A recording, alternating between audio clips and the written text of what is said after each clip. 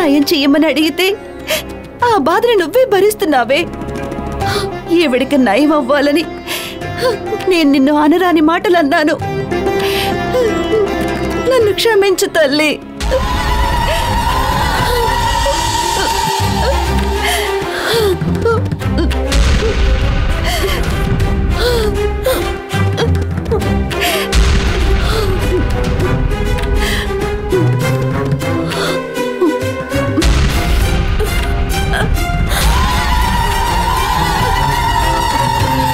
నీకోసం అందరూ ఎదురు చూస్తుంటారు. రా వెళ్దాం.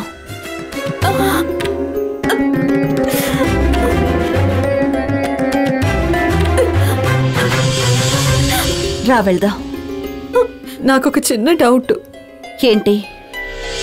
ఈ రంగ ప్రదక్షిణం చేస్తున్నప్పుడు పాము దొర్లినట్టు అనిపించింది. అది భ్రమే కదా? కాదు, అది భ్రమ కాదు, నిజమే. నేను ఎవరినో అమ్మవారే నీకు తెలియచేసినందువల్ల నీకు మాత్రం నిజం చెప్తాను.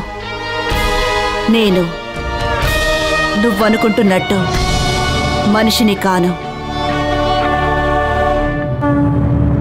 శివనాగాన్ని.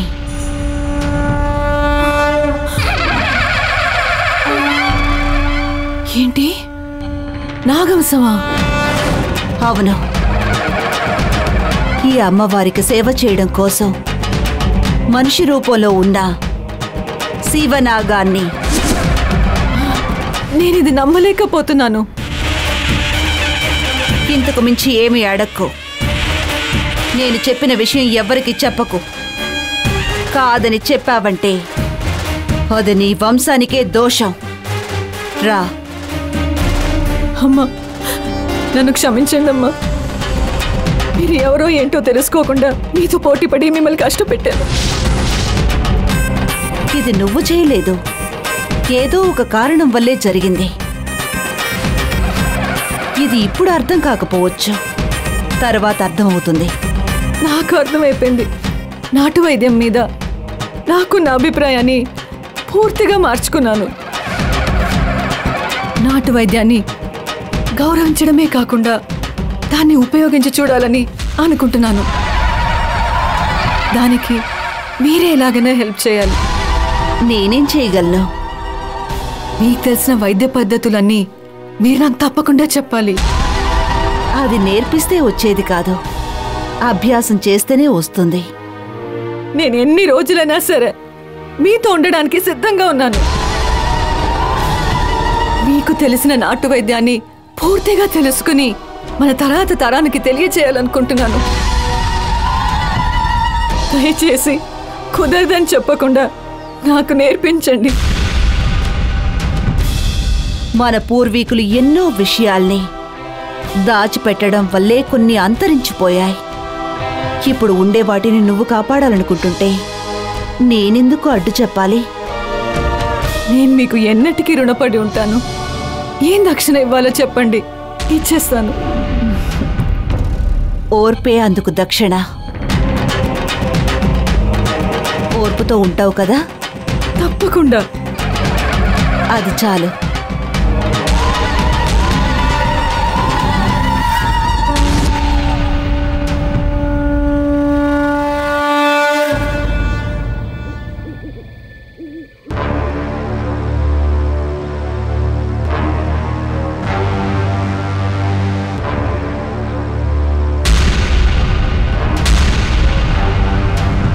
అంత కష్టం ఏమొచ్చింది రాజశేఖర్?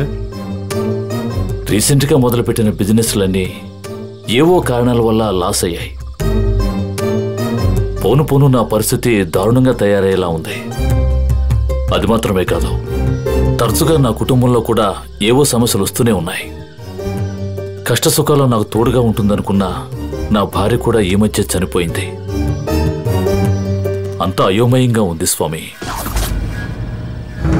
అమ్మా దుర్గాదేవి,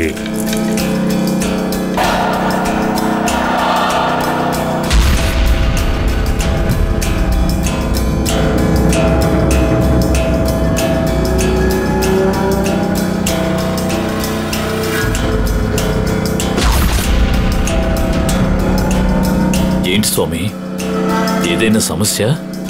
అవును రాజశేఖర్, నీ కుటుంబానికి ఎవరిదో పితృశాపం ఉంది. ఏ స్వామి, దానికి ఏదైనా పరిహారం ఉందా? చెప్తాను.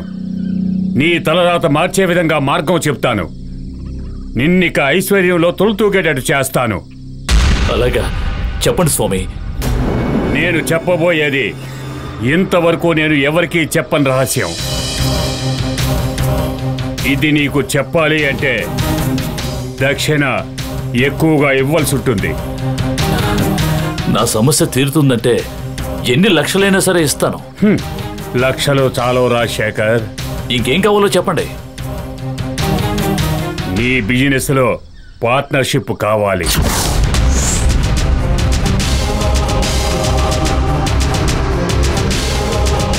నేను చెప్పింది నువ్వు చేస్తే నీ పరిస్థితి ఉన్నతికి పోతుంది. స్వామి, నా కష్టాలు పోవాలి. మీకు పార్ట్నర్షిప్పే కదా కావాలి. నేను ఇస్తాను. పరిష్కార మార్గం చెప్పండి. విను, ఇక్కడి నుంచి 200 కిలోమీటర్ల దూరంలో పార్వతీపురం అనే ఊరుంది. ఆ ఊరికి తూర్పు వైపున 6 కిలోమీటర్ల దూరంలో ఒక అడవి ఉంది. ఆ అడవికి మధ్య భాగంలో ఒక అమ్మవారి విగ్రహం మాత్రమే ఉంటుంది. ఆ విగ్రహానికి నువ్వు నీ పార్ట్నర్సు వెళ్ళి ఒక్క దీపం వెలిగించి వచ్చారంటే ఆ తర్వాత లక్ష్మీదేవి నిన్ను వెతుక్కుంటూ వస్తుంది. ఏంటి స్వామి, మీరేదో భారీ లెవెల్లో చెప్తారనుకుంటే గుడికి వెళ్ళి దీపం వెలిగించమంటున్నారు? నువ్వు ఆ నేల మీద కాలు పెట్టు, దీపం వెలిగించు. ఆ తర్వాత ఏం జరుగుతుందో నువ్వే చూడు. అలాగే స్వామి, మీరు చెప్పినట్టే చేస్తాను. కానీ ఒక్కటి, ఆ చోటుకి వెళ్ళడం అంత సులభమేమీ కాదు. అడ్డంకులొస్తాయి, వెనకడుగు వెయ్యకూడదు. ఎట్టి పరిస్థితుల్లోనూ ధైర్యాన్ని కోల్పోకూడదు. ఏది జరిగినా గమ్యం చేరి దీపం వెలిగించాలి. తప్పకుండా దీపం వెలిగిస్తాను స్వామి.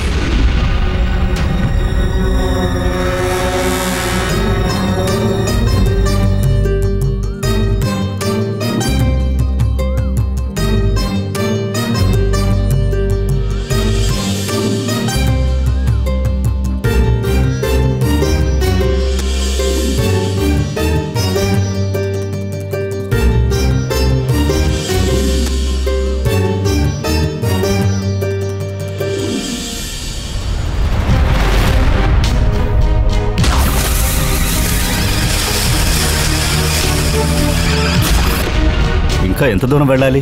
అది నాకు తెలియదు పార్ట్నర్.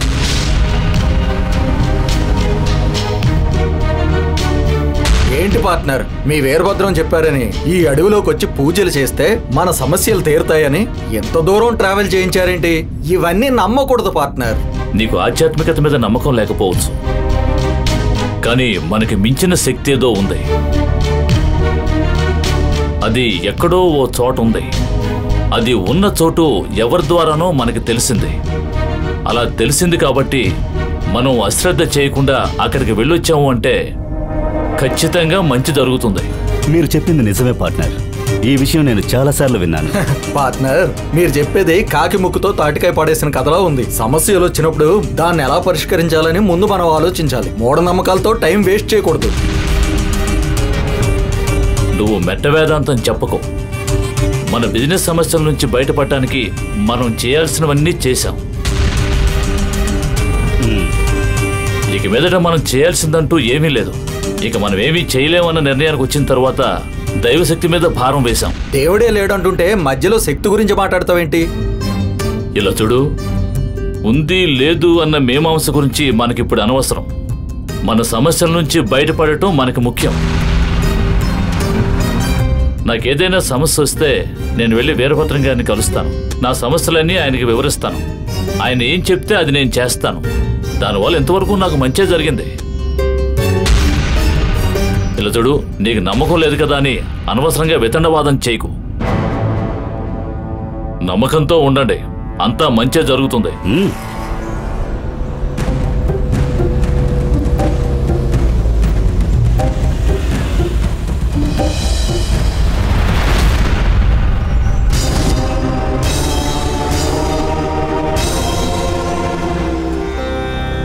నువ్వు పోనీ. Okay sir.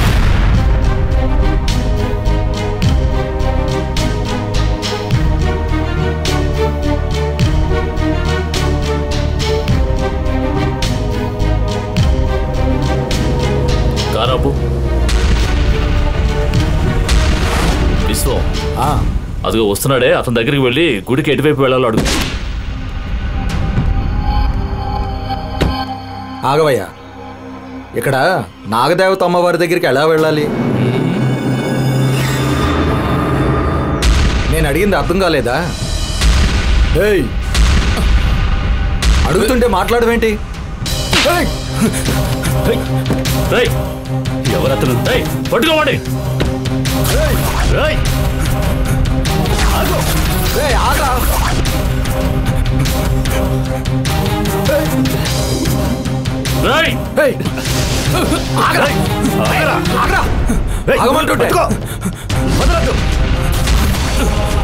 మర్యాదగా ఇక్కడ వెళ్ళిపోండి.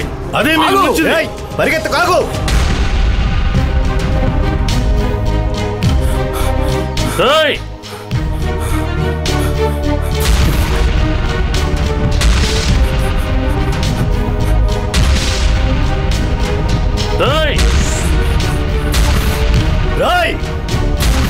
నా మాట వినండి, ఇక్కడి నుంచి వెళ్ళిపోండి.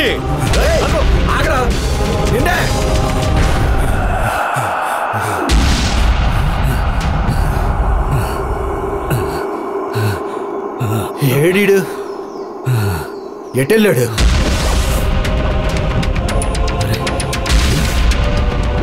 ఎక్కడ? ఏడు పార్ట్నర్, ఉన్నట్టుండి మాయమయ్యాడు.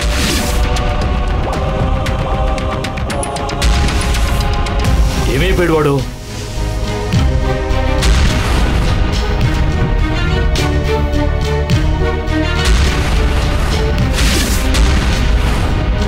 వాడు నేను కొట్టేందుకు పరిగెత్తాడు? అమ్మవారి గురించి వాడిని అడగగానే కొట్టి పారిపోయాడు. రే విశ్వం, వాడు పరిగెడుతూ ఏమన్నాడో విన్నావు కదా? ఆ దేవత దగ్గరికి వెళితే అందరం చనిపోతామట. వద్దు పార్ట్నర్, నా మాట వినండి, అక్కడికి వెళ్ళొద్దు, మనం ప్రమాదంలో ఇరుక్కుంటాం. ఎందుకురా ఏదేదో ఊహించుకుంటారో? ఏమీ కాదు, పదండి, కారు ఎక్కండి. పోదా.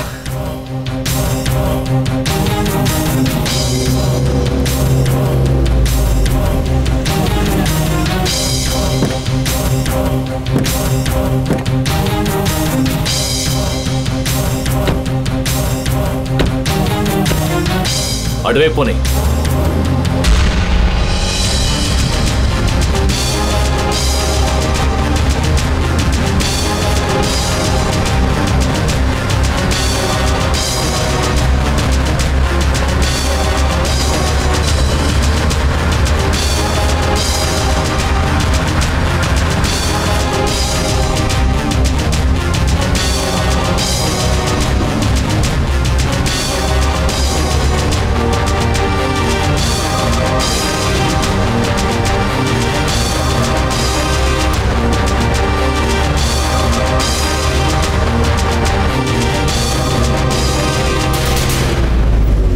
బాబు ఇటు రామ్మా, రా.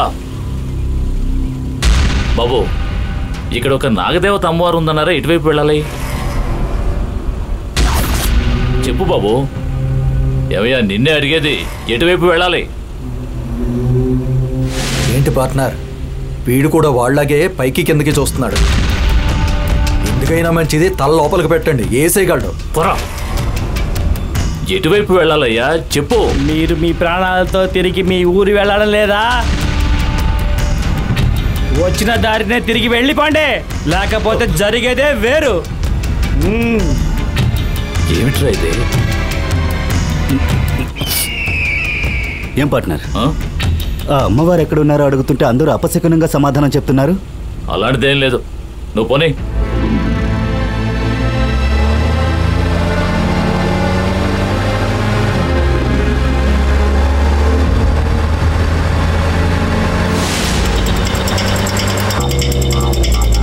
కొంచెం బాబు.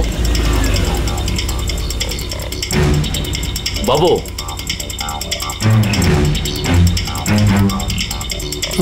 ఎవరు వీళ్ళు?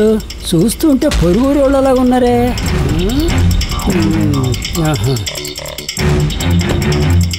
చూడు బాబు, నాగదేవత అమ్మవారి దగ్గరికి ఎటువైపు వెళ్ళాలి? ఇలా తిన్నగా 1 కిలోమీటర్ దూరం వెళ్తే ఒక వల్లకాడు వస్తుంది. వల్లకాడికి దారి అడగటం లేదు, నాగదేవత అమ్మవారి దగ్గరికి ఎటువైపు వెళ్ళాలి? నాకేమైనా చెవుడు అనుకుంటున్నావా? ఆ నాగమ్మ దగ్గరికి వెళ్ళినా ఒకటే, ఆ వల్లకాటికి వెళ్ళినా ఒకటే. ఎలవయ్యా వెళ్ళే బయలుదేరాడండి, నాగమ్మ కాడికి వెళ్తాడంట.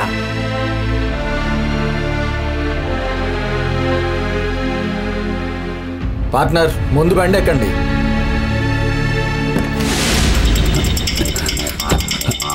పార్ట్నర్, 3వ వ్యక్తి అదే మాట అంటున్నాడు. దయచేసి వెనక్కి వెళ్ళిపోదాం. అది కాదు కుమార్, వీరభద్రం గారు నా శ్రేయోభిలాషి. ఆయన ఎప్పుడూ మంచి ఆలోచిస్తారు, మంచిగా చెప్తారు. ఇంతమంది భయపెడుతున్నారు అంటే ఆ దేవత దగ్గర ఏదో గొప్ప శక్తి ఉంది. పార్ట్నర్, 3వ వ్యక్తి అదే మాట అంటున్నాడు. దయచేసి వెనక్కి వెళ్ళిపోదాం. అది కాదు కుమార్, వీరభద్రం గారు నా శ్రేయోభిలాషి. ఆయన ఎప్పుడూ మంచి ఆలోచిస్తారు, మంచిగా చెప్తారు. ఇంతమంది భయపెడుతున్నారు అంటే ఆ దేవత దగ్గర ఏదో గొప్ప శక్తి ఉంది. అదే అందుకే వీరభద్రం గారు అక్కడికి వెళ్ళి దీపం వెలిగించమన్నారు. నువ్వు చెప్పింది కరెక్టే. ఈ ఊరి వాళ్ళే భయపడుతున్నప్పుడు మనం అక్కడికి వెళ్ళాలా చెప్పండి పార్ట్నర్. కుమార్, మనం అక్కడే ఉండిపోతామా ఏంటి? దీపం వెలిగించి వెంటనే బయలుదేరిపోతాం. నా మాట పార్ట్నర్. నువ్వేంటి మొహాలు చూస్తున్నావు?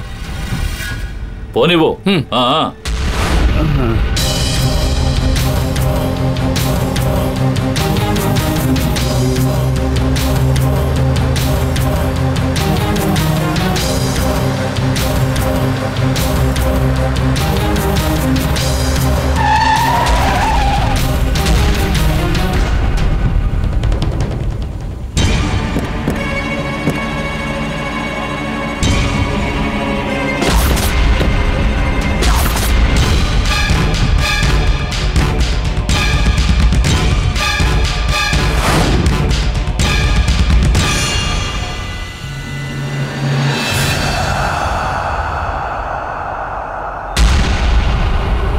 ఏంటి పార్ట్నర్, పెద్ద అడవిలా ఉంది? వీరభద్రం గారు చెప్పిన చోటు ఇదే అనుకుంటా. ఇక్కడ అమ్మవారి విగ్రహం ఎక్కడుందో చూద్దాం, పదండి.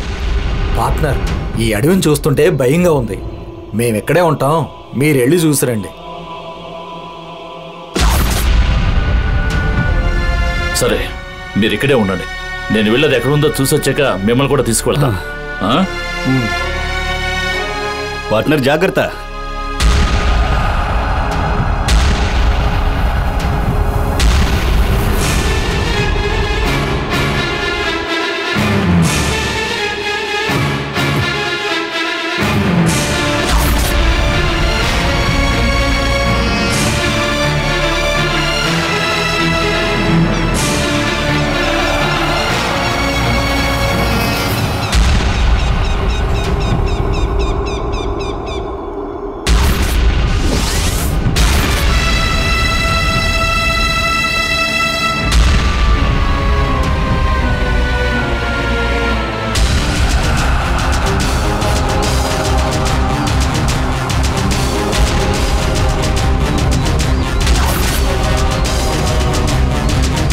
పార్ట్నర్కి ధైర్యం ఎక్కువే.